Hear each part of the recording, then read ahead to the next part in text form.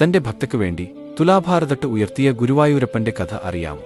വർഷങ്ങൾക്ക് മുൻപ് ഒരു ഇല്ലത്ത് ഗുരുവായൂരപ്പന്റെ പരമഭക്തയായ മുത്തശ്ശി ഉണ്ടായിരുന്നു. ആ മുത്തശ്ശിയെ നോക്കാൻ പാവപ്പെട്ട വീട്ടിലെ ഒരു അമ്മയും ഉണ്ടായിരുന്നു. ഒരുനാൾ ആ അമ്മ ദീനം വന്ന് മരണപ്പെട്ടു. ആ അമ്മയുടെ മകൾ ഭാമ ഒറ്റക്കായി. ആ അമ്മയുടെ മരണശേഷം ഭാമയെ മുത്തശ്ശി ഇല്ലത്തേക്ക് കൊണ്ടുവന്ന് നോക്കുവാൻ തുടങ്ങി.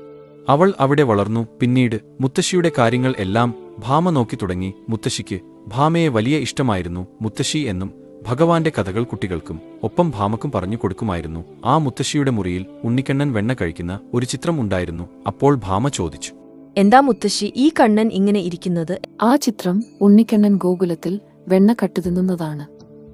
മോളെ, ഈ ഉണ്ണിക്കണ്ണൻ നമ്മുടെ ഗുരുവായൂരിൽ ഉണ്ട്. എന്താ മുത്തശ്ശി പറഞ്ഞത്? കണ്ണൻ ഗുരുവായൂരിൽ ഉണ്ടെന്നോ? എവിടെയാണ് ഈ ഗുരുവായൂർ? ഗുരുവായൂർ ഇവിടെ നിന്നും കുറച്ച് അകലെയാണ്. അന്നു മുതൽ പാവം ഭാമക്ക് ഗുരുവായൂർ ഉണ്ണിക്കണ്ണനെ കാണുവാനുള്ള മോഹം